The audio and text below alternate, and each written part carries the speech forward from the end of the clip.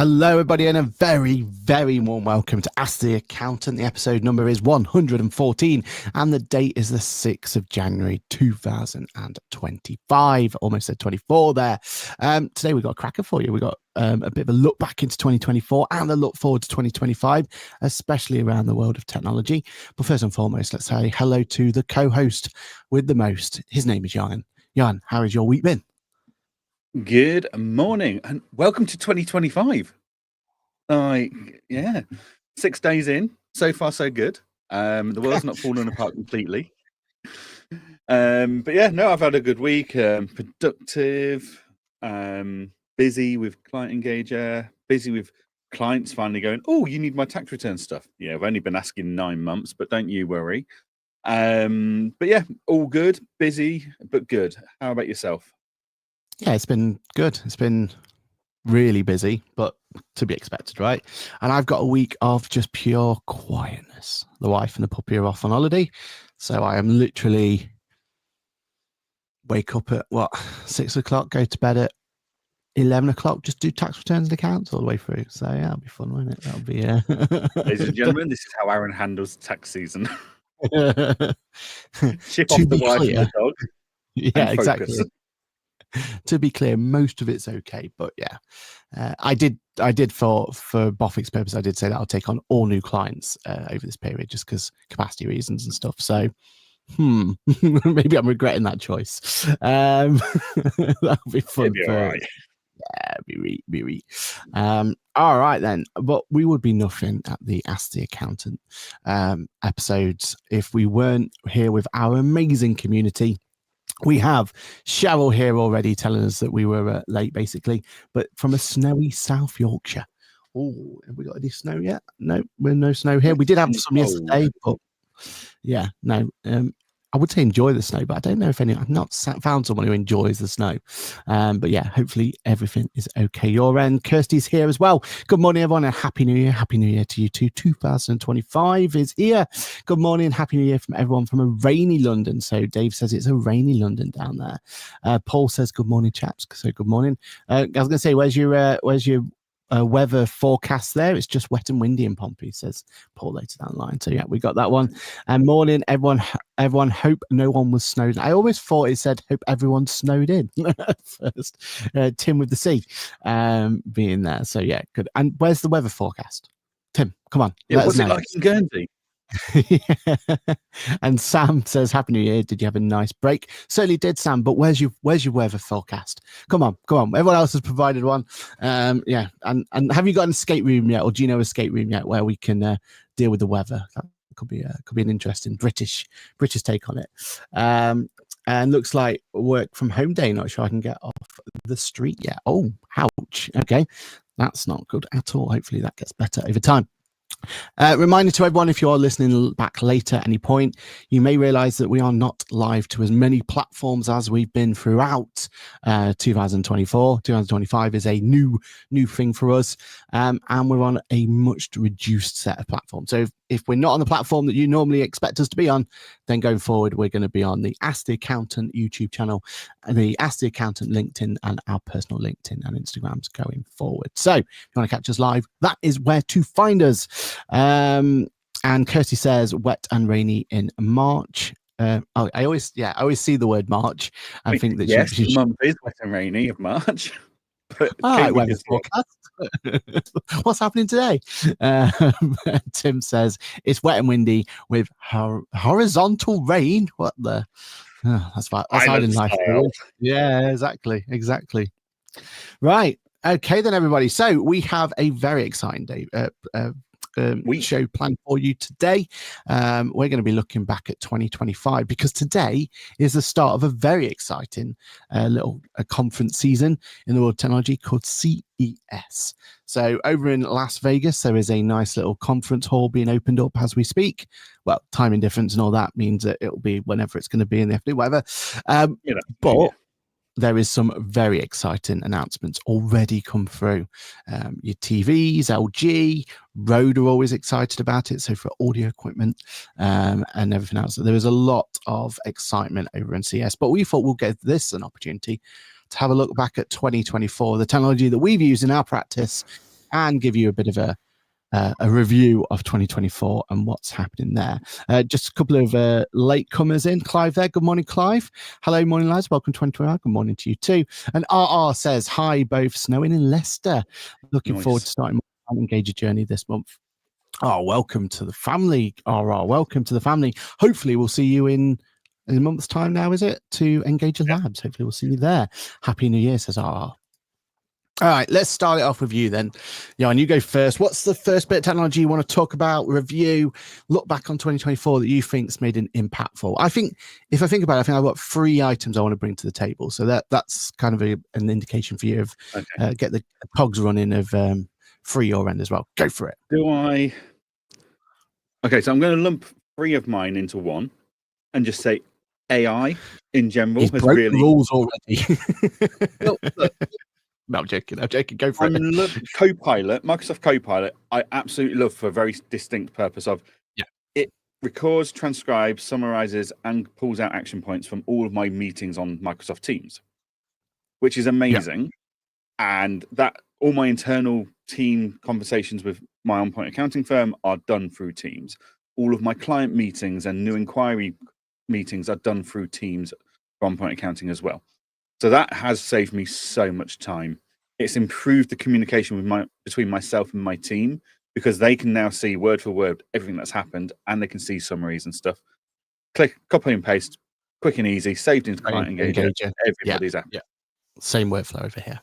But that's pretty much the only work case I have for Copilot. But that's not, just to be clear to everyone, that's not telephone calls and face-to-face calls, right? No, that is just Teams meetings. Yeah. So that's amazing. I absolutely love that. But that is just in the grand scheme of things, it's a very small amount of a use case for me in my life, because we haven't got Copilot on Teams in Engager. We just don't really see the need for it at the moment. Yeah. I do a lot of phone calls. I do a lot of face-to-face chats, etc. So Teams doesn't do it. Copilot can't handle all of that. But what does handle the rest of that is the Claude AI pin and the Claude note. So where's that come from? That's the Claude note. So this came out start of last year. I did a video on this back in March. This sits on the back of your phone magnetically to an iPhone. If you've got an Android phone and you don't have what I class as a basic life necessity of MagSafe, then you'll need to get a case to then attach this to it.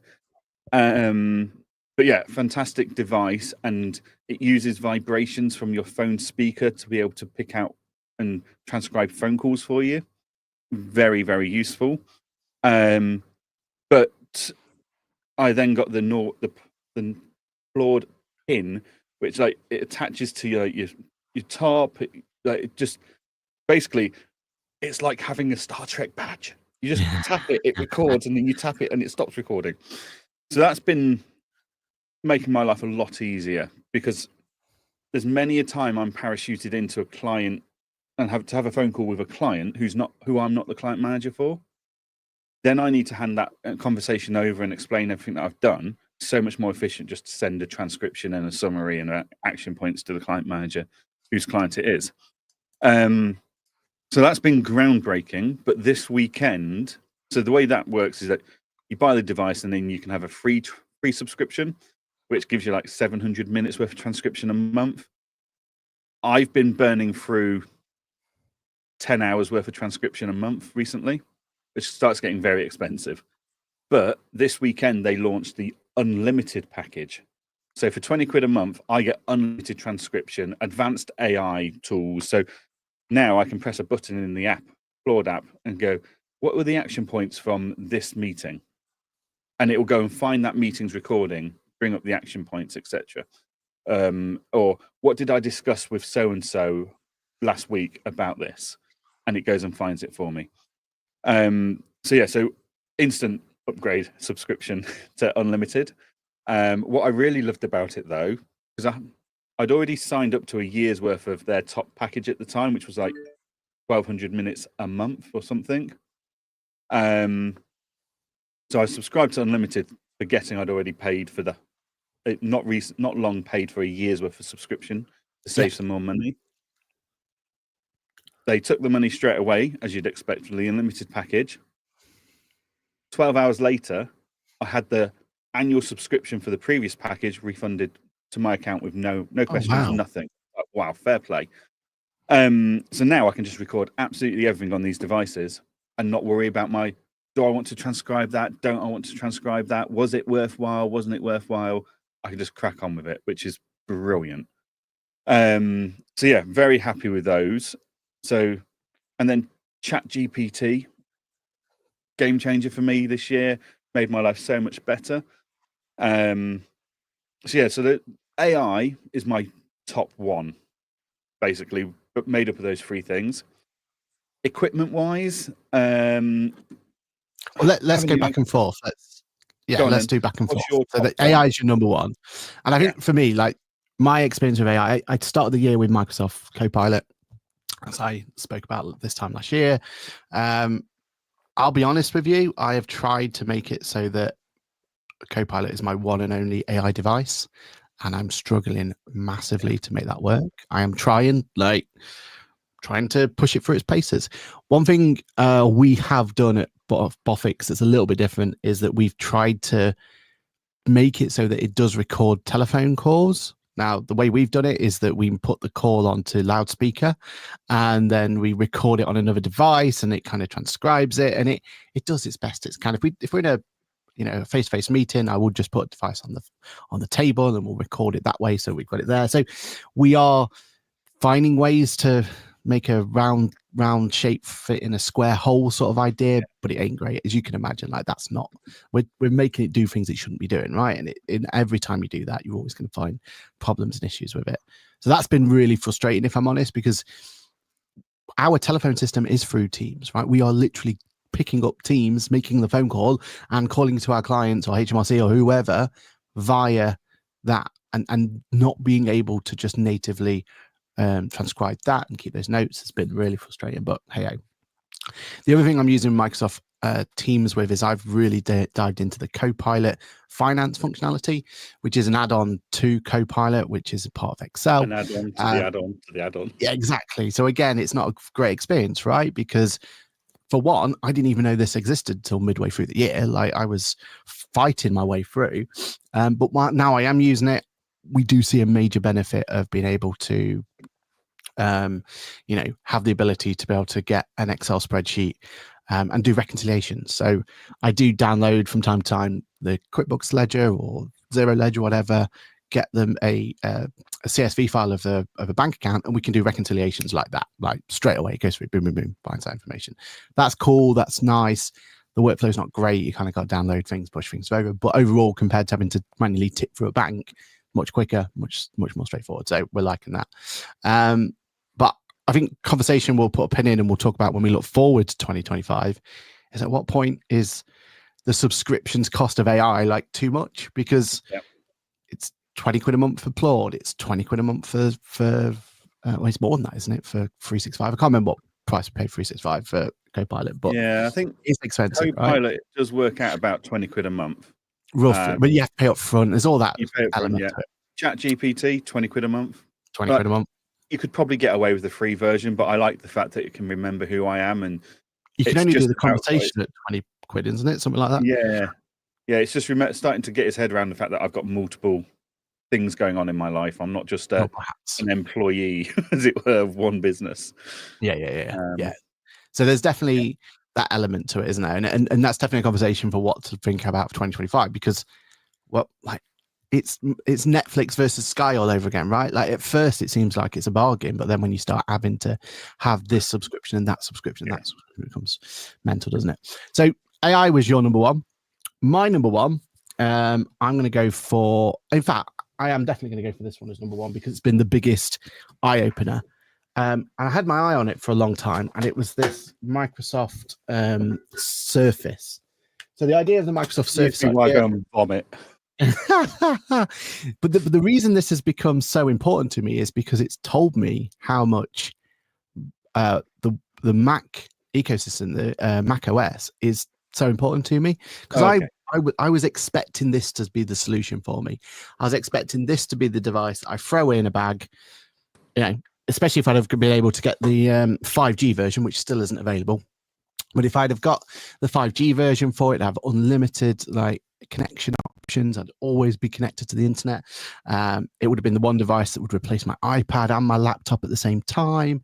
I would have been able to do my Copilot elements on it because it's got the Copilot built natively in because of the special chip that's inside it. There's all these boxes that on paper was like, that's the device for me. That is the one device that will rule them all for when I'm out and about.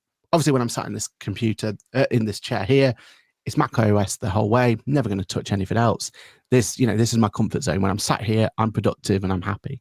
When I'm out and about, though, I wasn't happy. And I still not found a solution, right? I'm still struggling to find a way that when I'm out and about, I can, be as productive. I spent more on hotels and trains and everything else this year than I've ever done before. I've been out of the office more times than ever before. Was looking for that device to be able to fill that in. But the more and more I use Windows, the more and more I don't understand why people like it. And it's little things, right? The main one for me is it's the always on functionality. I've come to absolutely find that an essential part of the Mac OS operating system. I pick up a Mac, I open the lid and it's already open. Right. And if it's got an active internet connection, it's already updated with the emails. It's already got all that information in, right? Like in the background, it's continually open up. Every time I open that device, every single time I open it, it's, oh, you want to switch on? Okay, let's go for a booting screen. Oh, okay. Yeah. Let's authenticate you. Fair enough. Right. And then at that point, it's then going to try and find an internet connection. Once it's found one, it's going to start downloading things. And that bit there is the bit that frustrates me the most. And, I've struggled with the whole copy and paste from one device to another. I think in the Mac ecosystem, we're privileged, right? We literally find something on our phone, like an authentication code, for example, press copy straight in. Even now, I don't even need to open the phone. It's already there. I can just click on the thing and log in. And there's so many nice bits about Mac OS that just makes working on it an absolute dream. And trying to replicate that in Windows has been frustrating. I know Windows has its strengths and there's people out there who will that's the place to go. But no, I think more than anything, that's the device that on paper should have been the one device to rule them all. But in reality, when you start using it and actually looking at it and actually use it on a day-to-day and not just that initial reaction, but use it, force yourself to use it for a couple of months, that's when I think you see the benefit of the ecosystem you used to, right? And it just shows that the grass isn't always greener, right? Yeah. Definitely. So that was my number one. What's your number two then? Number two, iPad mini. Having this back in my life has been an absolute pleasure. It never leaves my side. But to be fair, that it's great for browsing content, internet, etc. It's fantastic for all of that. Really pleased I went with the cellular version, so it's got a mobile SIM card in there, or eSIM. Because I can just get on with stuff. Like, there's a reason Engage's support response time is 11 minutes.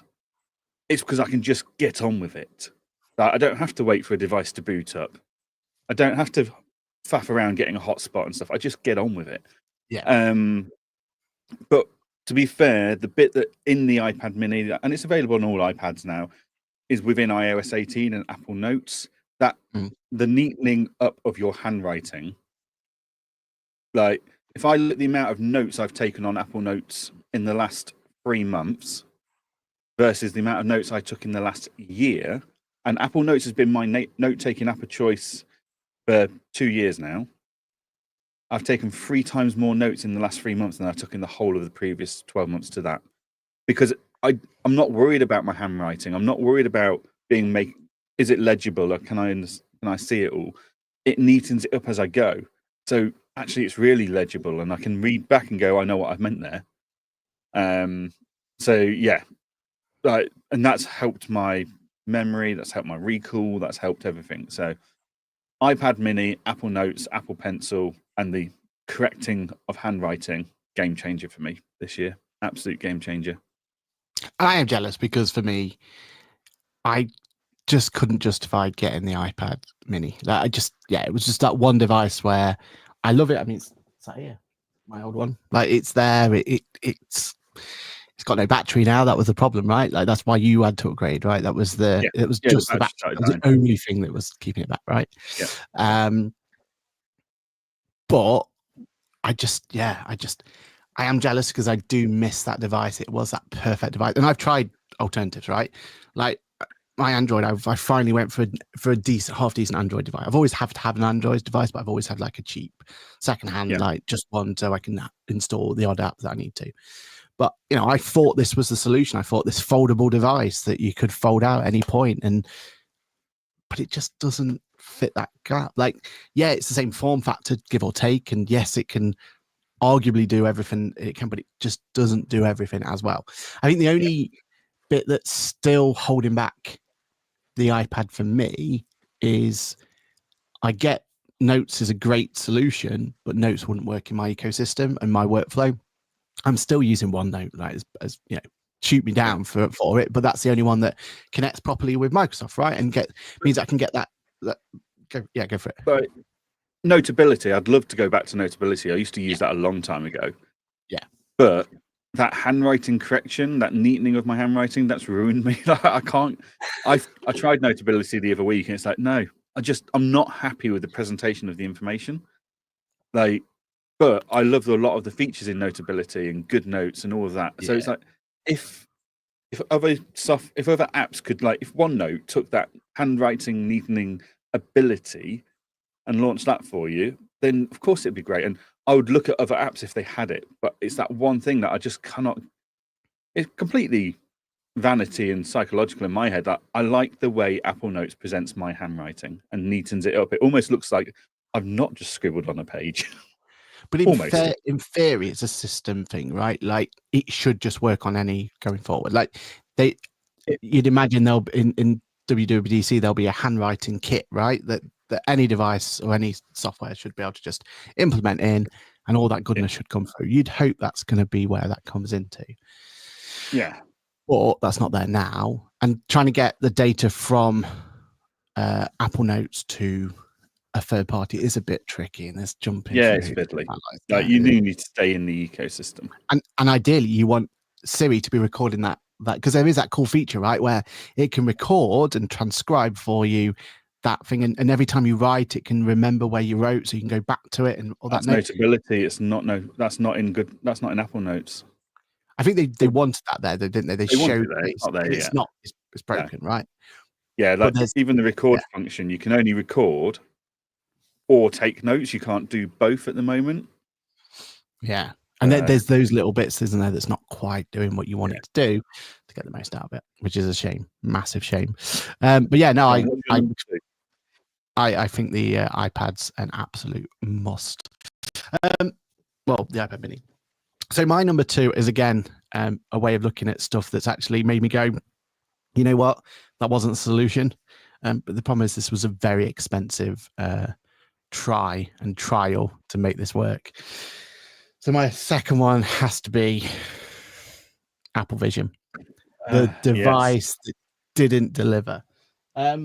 Because in theory, everything I've been talking about, my biggest holdback for 2024 is that when I'm sat in this seat, I've said this many times, I sat in this seat, I can be as productive as, and I think, I'd back myself if we had I'd challenge anyone to, let's do a competition of who can produce a set of accounts quick, or whatever it's going to be, right? Whatever that workflow needs to be.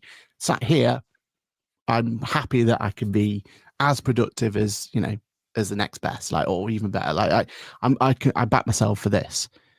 But trying to replicate this setting outside of sitting here, can't happen. And I thought that could have at least alleviated some of it. But unfortunately, even though the hardware is top notch, like, we are talking the best of the best, I still use, from a VR perspective, I still have the Meta Quest. I still have Sony's PlayStation VR 2. Like, I'm in the VR ecosystem. I understand what works and what doesn't, and nothing beats that in terms of clarity, in terms of ease of use, in terms of just the way that it works. It's just not the answer, and it just like it becomes a chore to take with you, and you have to really push yourself to use that solution. And yeah, I thought at one point, I don't care, I'll sit on a train and just get some work done on a train. Ain't gonna happen. Like, there's too many fiddly bits, too many bits that doesn't work. You know, you've said many a time that for you, just having AirPods in there that you know cancel out sound is bad enough for you, right? You feel like that's like almost unacceptable. Like, you know, there's like a social element to it. Try doing that with your vision. Try sitting there. You know what I mean? Like, that's the problem we've got at the moment. Glasses, we'll see what 2025 and beyond brings. I think that's the answer for us. But the Vision Pro, sadly, was an expensive realization that that's not the future, or at least it's not there yet. Yeah, I think that's the problem, isn't it? It's a great bit of kit, and from what I understand, for entertainment, watching videos and stuff, incredible if you're on your own. But productivity, even with 2.0, that came out recently, where you can have better screens and bigger screens and stuff, it's still not right. Yeah.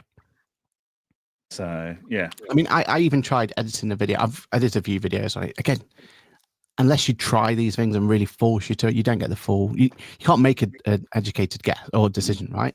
So I sat on the sofa with the significant other, with the puppy, and they were watching TV. I was sat there editing on this beautiful, massive screen, and you know, I could have looked at the TV and continued to watch it, but it just didn't, like, it wasn't working there as you'd want to. And that's the sort of scenario that I thought, hands down, like, I'm in my house, no one can judge me, no one, you know, there's no social elements to this, I'm sat there. But even that was too much for me, and yeah, it just didn't work out as intended. So go on then, what's your number 3? So number 3 is a tough one. Like, I've had a lot of cool toys to play with and stuff, but number 3, I'm going to go really low tech here. Go for it. Number 3 is the Filofax. Whoa. So here's my problem, right? I have task lists on Engager for my firm. I've got them on Asana for Engager. I've got Apple reminders for family and important stuff like pay the bills. I've got numerous calendars and stuff like that. And trying to keep on top of it all overwhelms you. Yeah. So what I do is I sit down each evening at the end of the day and I look at all my calendars, I look at all my task lists, and I centralize them all into tomorrow's page on my Filofax. And then at the end of the week, like on a Sunday, I look at the week ahead and go, right, where am I blocking out diary days, etc. It gives me the opportunity just to focus on pulling all of the things into one place and planning the week or the day ahead, so I know what I'm doing, where I'm going. And it also saves a lot of overwhelm of having different windows open during the day. So the only window I now have open is Engager, because tasks come in quite regularly, ad hocly there. Whereas by the next day, I've got all my like tax return deadlines, I've got all my social media post deadlines, I've got all of it. It's all just listed on my Filofax. And yeah, it just it triggers that moment of reflection to prepare for the day ahead. And it's interesting that you've not found a solution that sits on your iPad mini, right? Because in theory, if there was one, that'd be the ultimate place for it, right? It's on you at all times. You've always got connection to it. Yeah. I don't know if it's the lack of screen time or what, but going back old school with the Filofax, yeah, it's like I was really struggling with overwhelming, having too many windows open and stuff, and tasks popping up from all sorts of directions that I'd forgotten about and stuff. So I needed something that triggers me to sit there and go, right, what's coming up tomorrow? What are my priority jobs? What are my nice to do jobs? So like today, I've got 3 priority jobs that I've got to do. And then I've got half a dozen tax returns that if I don't do them today, it's not the end of the world. And you just push them back to it. Yeah. Yeah. And I think there's something about, because there's definitely I was talking about this the other day. There's definitely something about the fact that having to write down or having to transfer something from one document to another just focuses it a little bit more. We were looking at how many social media posts that we've posted compared to how many conversions we've had, like what's that conversion rate properly. And we were looking for ages last year for software that could link to those things and gather that information, do it all for you. But there's something about physically going in, physically looking at something, and then doing something about it that just triggers that element, right? If it's just automatically going, it becomes noise, doesn't it? And you don't properly look into it. So if your task automatically went from one day to the next, that could just continue indefinitely, right? But the fact you've actually got to go through what have I ticked off, what I haven't ticked off, right? I'm gonna have to, and you've physically got to go through the pain of writing that down again, forces you to probably go tomorrow. I got to get that done because I don't want to have to write this again this time tomorrow. No, exactly. Like all of my notes from meetings and stuff, like Copilot, Claude. Like if I'm sat there on the sofa one night and I'm brainstorming an idea while I was watching TV, goes on the iPad Mini with the Apple Pencil and Apple Notes. Like I couldn't run a paper diary on its own, because then how do people book in with me? Imagine the amount of time I'd waste going backwards and forwards, going, what about this time? What about that one? Like I use a calendar booking app, in my case, TidyCal. So I need those digital assets. I need the ability for people to add things to my to-do lists, whether it's my firm adding it to my Engager list, whether it's Engager adding it to my Asana list, whether it's the wife adding something to my at-home list on reminders, like whatever it is. So I need those tools to collate the data, but then I need to be able to sit there and physically go, right, that's what am I doing tomorrow? End of today, cool. What am I doing tomorrow? Well, tomorrow I'm on a train to Reading all day. So what can I achieve while I'm on that train? I can do this, and this.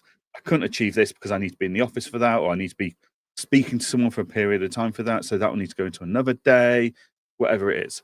So yeah, it's not a replacement to everything. It's a centralization and a trigger to encourage me to plan and organize, and to reduce the stress and overwhelm that comes with having multiple things going on at the same time. Interesting. I would never in a million years thought that a Filofax would be your your terminology that comes through.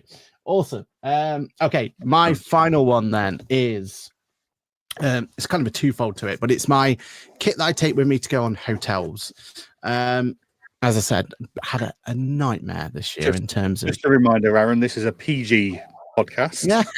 So whatever we're going to disclose about your kit to go to hotels.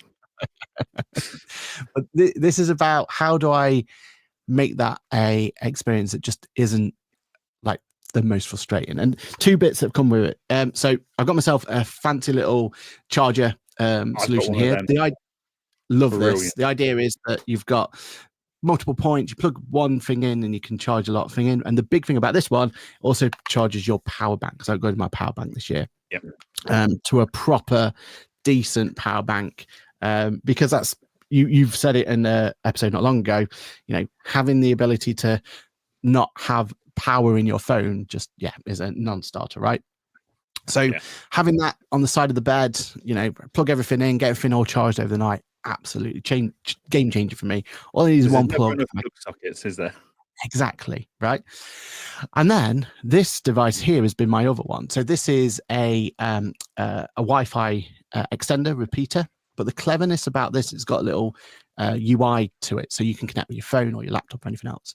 And the idea would be that if I'm sat in a hotel, this just plugs into that same device I've just shown you, so it can just run directly off USB. I plug this into the Wi-Fi into the hotel, or boots up and everything else. I then go into the UI, connect to the Wi-Fi hotel element, that whatever's going to be in there. It will then, this is what then passes that Wi-Fi to all my devices. So I don't have to go to each individual device to then have to log them in. And there's always going to be a restriction. You're only allowed 2 devices with this password, all that rubbish, right? And also I can plug in my 5G connector as well, put that into here, and then it basically looks at both of those solutions, go, right, which one's faster, which one's going to be the best one. If I'm doing a show, for example, it means that I always get a decent internet connection because it's running through both of them, that sort of thing. This, relatively inexpensive, I want to say like 70 quid, 100 quid, something like that, but has been an absolute game changer, because it doesn't matter where I am, even if I'm on a train and I've got a train Wi-Fi, for example, I connect this device, keep it in my bag, just have it sat there in the bag. I can have 5G on it as well if I need to, because I can plug the 5G in and the Wi-Fi of the train. But then all my devices connect to this, so that, you know, if there is a device that needs to go through, little things like, for us, we have our amazing Osmo Pocket, right? If we have that connected to Wi-Fi, it then updates and uploads the data for us, so we don't have to mess around. Like, there's so many little devices we have that when we're at home, the Wi-Fi and everything else is brilliant, but taking that Wi-Fi with you and having that connected is a thing. So love this device. I highly recommend people looking into it. It just fits in a little bag for me, keeps things clean and tidy. Love this. And the thing is, potentially 99% of our audience don't need that. No. But mate. for people like you and me that do travel a lot, like, this is my only day in the office this week. Like, I'm in Reading for the next 4 days at an event. So, like, for me, like, that kind of gadget and power banks, there's a reason that's so important to me. Whereas for a lot of people, they're like, why do you need a power bank? I'm never away from home long enough. It's like, that's fine, that's great. But for us, like, I mean, in my bag, I've got 2 of those big Anker power bank things, like, because I don't want my laptop to not have power. I mean, my laptop can go for days. I don't want my iPad to not have power. I don't want my phone to not have power. Like, I want to be able to. The number of times I actually end up having to use the power banks because there's not a plug socket or something near me, minimal, absolutely minimal. But having that reassurance in my mind that if I can't find a power bank, if I can't find a power plug, or the plug on my seat on the train's not working, I don't care. I can still do everything I want to do and still be fully charged. And there's that little thing, isn't there, when you're moving from one place to another in London? Well, you just plug your device into the power bank while it's in your back, and it's charging while it's in your backpack. Yeah. Like, so when you come to it and start using it, it's already powered up. And then with that Wi-Fi device as well, if I needed to, I could have it connected to the internet at all times as well, so it can download the stuff it needs to and all that. And I've got it set that I've got a little kit where I can literally have all of that plugged in, all that kind of running, just in one little bag that slots into my backpack. I've got Wi-Fi and power for days on me then at that point, right? Like that, little things, right? But that's made it so much easier for me to go from place to place. I even keep a little what do you call it, a hard drive in there as well, so that if I need to, I can like dump data onto it as well. It's almost like a little mini recovery thing for me that I can just walk around and go from there. Like, that is such like unthinking fun. Like, when I'm doing I did that demo, didn't I, where I went through looking for all of the VR kit for Jake Smith, but over at Accounting Web, and after the accounting thing. If I hadn't had that little device, every one of those VRs, I would have had to gone in and set the Wi-Fi up and gone through, and I probably got to a point where I'd had too many devices on one login and all that sort of stuff that goes with it. This, I get one device and make sure that's connected to the internet. Done. Like, everything else works with it. So yeah, highly recommend that. You get into the hotel, that's the first thing I go, get those 2 set up, and then everything else just falls through into place. R&R says, this conversation is music to my ears, just hearing shared problems. Need to look into Filofax. There we are. Is there an affiliate link down below? No. Not sponsored, not gifted. I spent my own money. Hashtag. There is, just speaking of all these trips to London and stuff like that, and all this kit that we do carry, I do have to put a shout out for my bag of choice at the moment, which is the Go-Matic backpack. I found this. Mr. Who's the Boss is a YouTube channel from Nottingham. From Nottingham, nice guy. Down the road from where I grew up. Down the road from you. Sounds like Aaron, but it's not spelt like Aaron. Correct, yeah. But yeah, he did a video earlier this year of his daily carry, which is a big thing on YouTube for videos like that. I'm always looking at the next big backpack. Like, what's going to be comfortable, hold everything, be secure, look smart, etc. Because unlike Mr. Patrick, who turns up with 4 different bags, I want to turn up with 1. Like, so, but yeah, like I got this Go-Matic bag, and I know it's working for me because it's got, like, in my bag, I've got my laptop, my iPad, I've got my DJI pocket mic, I've got my DJI microphones, my video. Like, I could go and vlog, I could podcast, I could do anything I need to from my bag. I just pick it up and go. Yeah. It's got all my power banks, everything. And like, so I'm going to Reading tomorrow for 4 days. That bag is the only bag I'm taking. Because Really? it expands by like 10, 20 litres in the middle. And then you can get Go-Matic packing cubes and stuff. So in this packing cube, I've got 4 shirts, a pair of jeans, socks, etc. That will go in that bag. I've got my toiletries bag, and that's it. I'm done. Like, I'm going to go away for 4 days and have my temporary office setup, my video recording, my podcasting. It's all, I could do it all there in that one bag.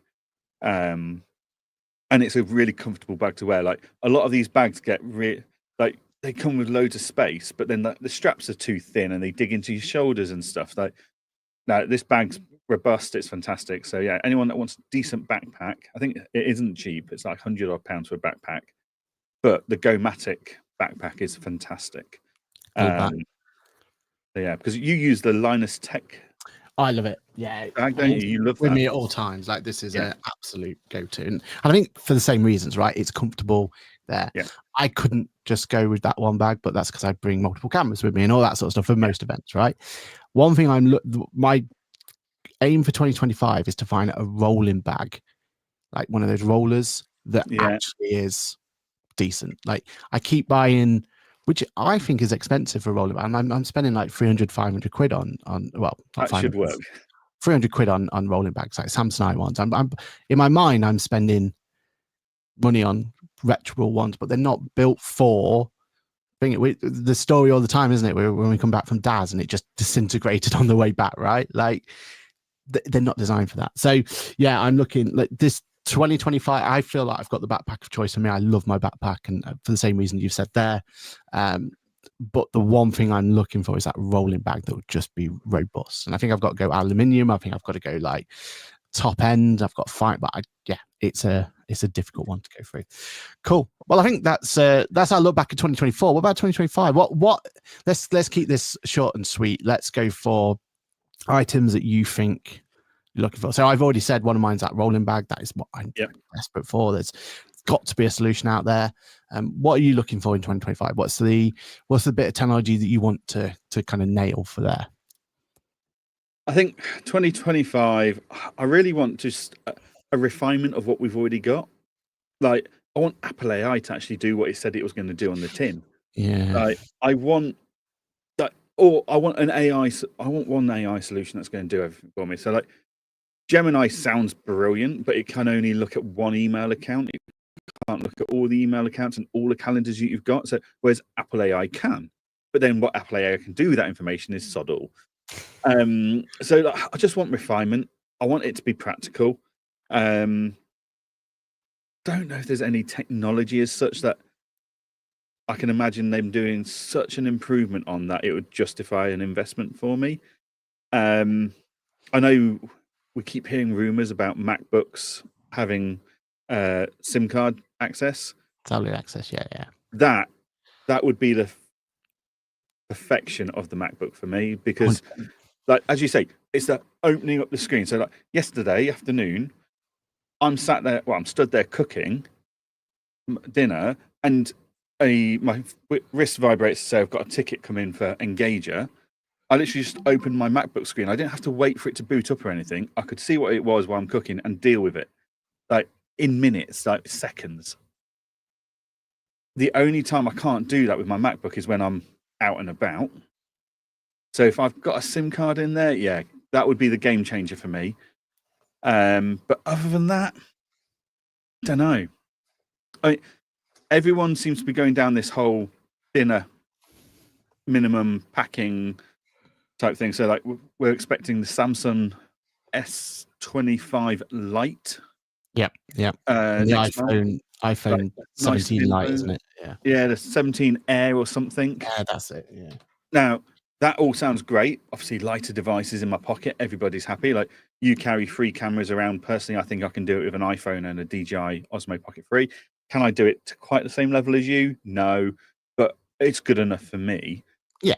But what I won't sacrifice on a phone just for thinness and lightness is the battery power. It's got to maintain the same power life expectancy. Like, I absolutely love my iPad Pro and how thin it is. However, I'm also thinking that actually, if they kept it the same thickness, would I be that upset if it increased the battery power by 50% because they've got more space for that? Like, they've slimmed the technology down to such a point to make this thing so bleeding thin that actually, if they kept the same space, which no one was complaining about, and just packed it with more batteries because they've thinned out the technology, would that work for me? Definitely. Yeah, and because I showed you, right? Like, if I put this and this together, and then also have this device as well, which is the 5G connectivity, I could have that mobile internet for my, and it works, right? I can put it all in one little bag and put it through from there. But the idea of having that connection all the time, like as a failover, as an option for it, is the dream. And I think that's my biggest want from Apple this year. I can't really see what they can do with the iPhone that much. I can't really see what they can do with that that's going to tempt me to 100% need to upgrade. Like, become, the iPad. I can't imagine there's going to be a big update for that because they've only just done it, right? Like, they have only just put through there. I think it's going to be software, isn't it? It is, but from a hardware point of view, I just feel like adding that cellular option, finally, can they also bring us a Face ID? That would be brilliant, right? And then for me, having that one device, and that also would force me to take my Pro around with me more, because at the moment I leave my Pro at home because of it's more convenient to take the Air, but then I take the Air with me and it just can't do that little bit that I need it to do. And there's always that if only I had my Pro with me, it could do this, etc. So I think that definitely that for me, that's my big one. But my other, and you've kind of already said it, my other big one is, I think I failed this wasn't right for me. Like, this was not the device for me. This folding Pixel will never be a device that I can get along with. So I am actually going to be watching for the first time ever the Samsung event. Yeah. And I think for my second phone, I'm going to try I don't even think I'm going to go folding. I don't think that's for me. I don't think folding's the answer. Well, I've got my iPad mini. I don't see the need for a folding phone. And I don't think my eyes will get over the ridge in the middle bit thing going on. It's definitely an issue. And the fact is, even Google itself, like, this should be optimized, right? Like, they own the platform, they own everything there. But even this, you don't get that. Like, the app's just not optimized for it. So you open it up into the big screen, but then there's a big black line above and below it that's it's like it's the same size as it would have been on a standard phone, right? Yeah, and you kind of expect that to a certain degree. So, like, if I use an app that was designed for the iPhone and the app developer never thought, people will want to use this on the iPad, you get that. And all I get is a blown up version of it, and it's still horrific. Like, so you expect it from that kind of app provider, but from the phone provider themselves, if it's one of their own native apps, it should be able to compensate. Even YouTube can't do it. Yeah. And that's Google. Like, you know what I mean? Like, that is, yeah. So I think that's over for me. I think the Pixel, as much as I like the idea of it, the Fold wasn't for me. So that's, and I can still get quite good money for it. So I'm not going to lose out on it. So I think this is the time to move away from Pixel, try the Samsung for the first time properly. Like, my backup phone is a Samsung S24. Like, I use it for testing the Android version of things for Engager, etc. Battery power is never an issue for me. I'm almost envious of the battery power. So yeah, it's a great device. So if the S25 is anything to go by, any better than that, I'd be more than happy. Kirsty's asked in the comment, who was it that tried the Pixel? Was it Johann or Aaron? It was me.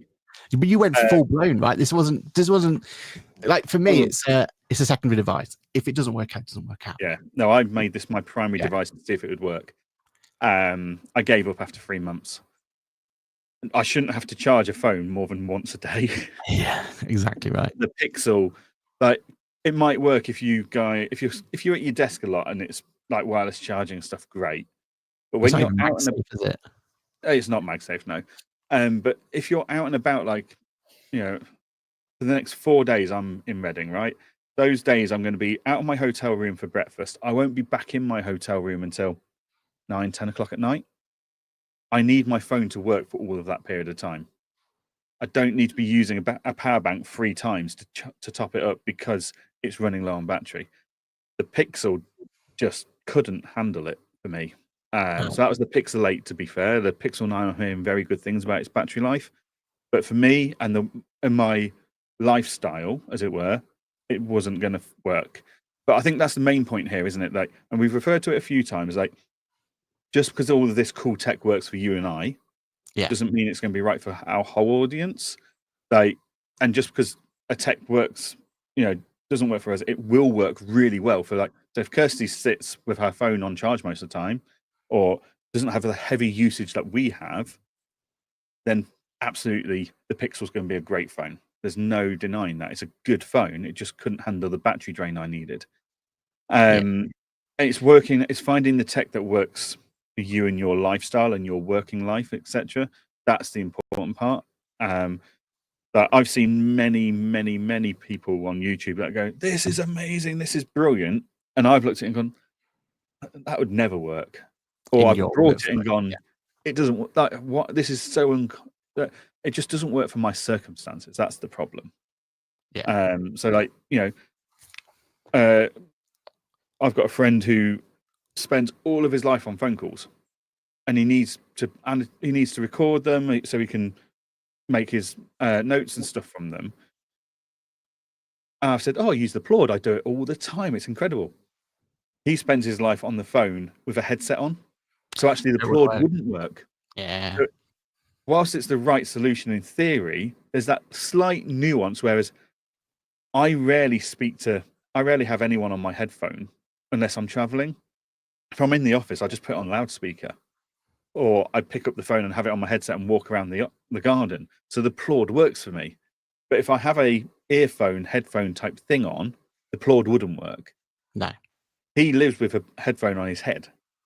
So the Plord's not the right solution for him. So he needs to find now a different solution. So it's really just finding solutions that work for you and your work style. Yeah. And I think that's why, for me, the iPhone will always be my primary device. There's never, because I do everything on that phone, bank into all sorts, and that's what I'm comfortable at. Yeah. I've always needed that Android one, mainly for the QuickBooks app and for other elements where we keep our authentications for the work and all sorts of stuff on a separate number, and there's all that sort of stuff. And also it's great to have like your WhatsApp business on there and stuff like that. So it's away from your phone. Having another iPhone just wouldn't make sense. So having that Android device is there. But I just find from an Android, it's so different to what ecosystem you're in. I've tried the Microsoft one. Like, I thought the Microsoft one would be right for me. No, it doesn't work. I've tried the Google one. That doesn't work. Like, it's amazing that the Android is so divided, right? And I've always stayed away from Samsung. So I think this is time to kind of almost bite the bullet and figure out that people tell me that's the way forward. The bit that really excites me about the Samsung is that whole Dext experience where you literally plug it into a monitor and it becomes a computer, right?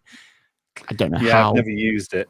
Yeah, I don't know how well or I don't see the need for it, if I'm honest. Like, I can't imagine it's good enough to be productive and quick and efficient.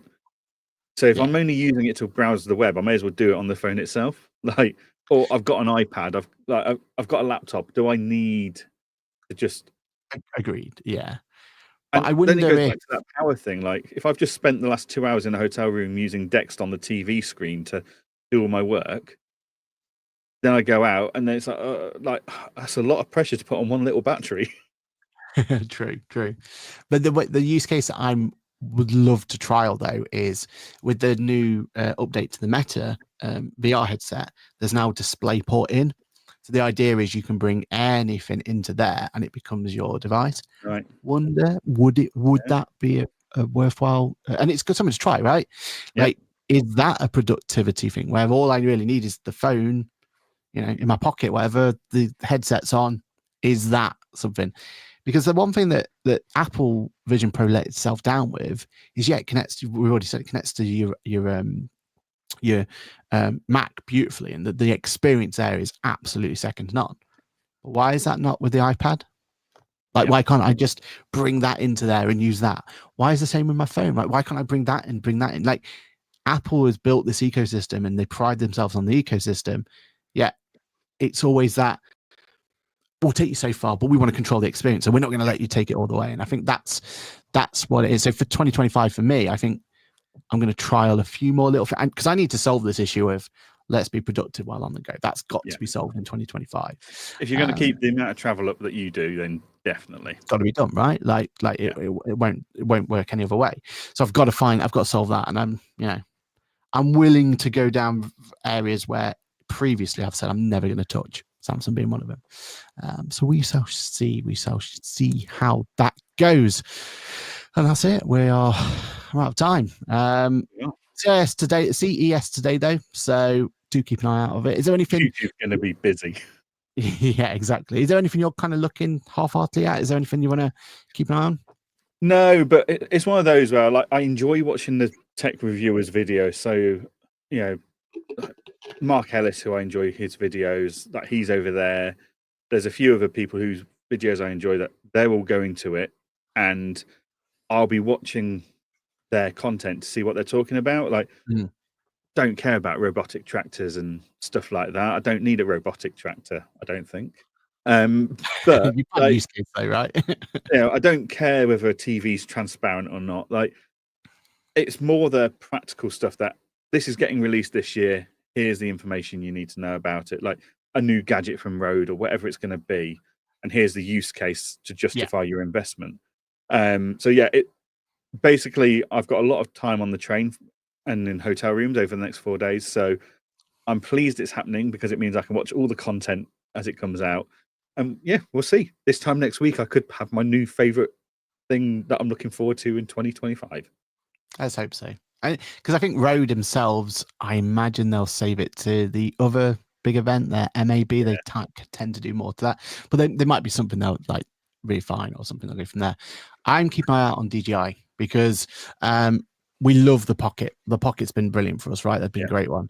I also love their little action cam they do. So this is their Action 5 Pro. What I like about that is that you stick a USB-C to HDMI into it, and it becomes the only one of these that does it, and it becomes a little mini camera. So for our like really quick setups that we're looking to achieve and everything else, be ideal to have one of those that kind of goes through straight into your thing to do live stream and all that sort of stuff. But the other thing that I've heard about DJI is apparently this could be the year that they start thinking about 360 properly. And I think as much as the Insta 360 is a cool idea and a cool solution, it's the wrong ecosystem for me, right? And having to have another thing that I've got to download on my phone and keep up to date and all that sort of stuff. Whereas if I could have all my little mini cameras are all DJI, I think that's the solution for me that's going to work. So I think a 360 camera, I think especially for our grid walks and stuff, I think would add some really cool aspect to it. Like, let's have that one perspective of the the main camera that we're looking to get them from, but at the same time let's have an opportunity to see the 360 of like what did we miss, or and I just feel like that's going to add to it. So that's my look at it. And then Meta as well, I don't think they're going to bring anything out at CES. I think that'll be their own event, but their Meta glasses update is going to be exciting. And we spoke about it before, right? The Samsung AR technology looks incredible. It does. So I think 2025 is going to be an interesting year to keep on top of. Cool. What have you got planned for this week then? Or you've already told us, haven't you? Down to Reading. Yeah, I'm in Reading for 4 days. So I'm speaking and running some workshops for a business coach that specializes in mergers, acquisitions, that kind of stuff. So he teaches business owners how to grow through acquisition. So I've done some work with him in the past, do a lot of work with a lot of his clients with the financial due diligence and advice and insights. So I'm going to go spend 2 days in Reading doing that. Nice. I love that. And I'm doing the absolute opposite. I'm going to be a hermit and just crack everything out, get everything done. My aim is by the end of this week to have all the bits that need to be done and dusted. Just Eat is about to be the most popular app on your phone. Actually, I have pre-made meals ready for me throughout the whole week. Chris, he wouldn't leave without getting me. So I've got all sorts in the fridge ready to go. So I'm well excited to just get some stuff done and just being on top of it all. Productivity. Productivity to the man. And look, I'm sat in front. I can't say no because I'm sat in front of the desk that I'm saying is the productivity king. So we'll go through from there. But no, we were talking off air, and we got some big plans for the videos and stuff for Ask the Accountant. So keep an eye out for them. Some challenges that we're looking to. We won't say much more than that. But again, if you have loved listening to us and speaking to us, then make sure that you know that going forward, our place to find us is going to be on Ask the Accountant YouTube channel, Ask the Accountant LinkedIn, and our personal LinkedIn only. We're more exclusive now. We've stopped cluster bombing. Yeah. Russia made it uncool. So we are now in those new places. So please come along, subscribe to the channel because we've got some big things coming your way. Thanks to everyone who was chatting with us today. It's been great to talk to you, and we'll see you this time next week. Same time, same place. Paul says subscribed and ready to roll. Thank you so much, Paul. But let's see you all this time next week for another exciting episode of Ask the Accountant. Have a good week all, and we'll see you this time next week. Bye for now. Goodbye.